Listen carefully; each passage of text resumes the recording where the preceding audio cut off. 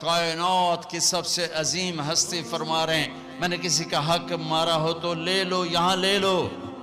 سب رونے لگے، کوئی نہیں بولا۔ آپ اترے، ظہر کی نماز پڑھائی، اس کے بعد دوبارہ ممبر پر تشریف لائے اور پھر فرمایا کہ میں نے کسی کا حق مارا ہو، میں نے کسی کا حق دینا ہو، بولو۔ تو پھر ایک صحابی کھڑے ہوئے، کہنے لگے یا رسول اللہ آپ نے میرے 3 روپے دینے ہیں، 3 درہم۔ تو آپ نے فرمایا ہاں میں نے دینے ہوں گے پر مجھے ذرا یاد دلا دو۔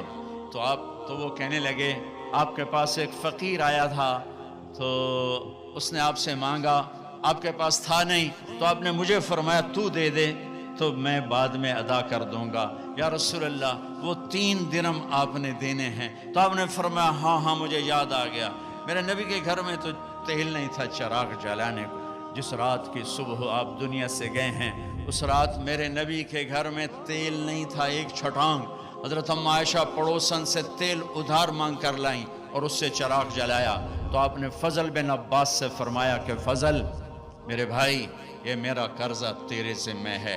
ان کا یا رسول اللہ میرے ذمہ ہے۔ پھر آپ تشریف لے گئے، نمازوں کے لیے آتے رہے۔ جمعرات عشاء کی نماز کے لیے یہاں تک آئے، سرانے سے غش کھا کے سرانے پر گر گئے۔ پھر اٹھ کے پوچھا عشاء ہو گئی؟ کہا جی انتظار ہو رہا ہے۔ پھر آپ اڑنے لگے، پھر چکر آیا، پھر سرانے پر سر رکھ دیا۔ پھر تھوڑی دیر کے بعد افاقہ ہوا، کیا نماز ہو گئی؟ کہ یا رسول اللہ انتظار ہے۔ پھر آپ اٹھے، پھر پوچھا نماز ہو گئی؟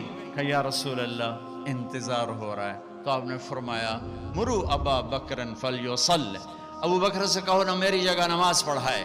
ابو بکر پیچھے کھڑے تھے، عمر پہلی صف میں تھے، صحابہ نے عمر کو آگے کر دیا کہ نمازی پڑھانی ہے۔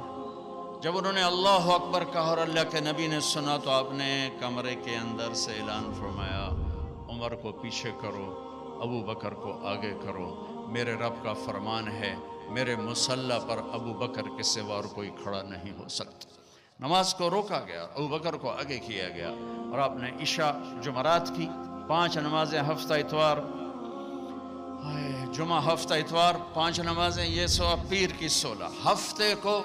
ہفتے کے دن ظہر کی نماز پر ابو بکر نماز پڑھا رہے ہیں،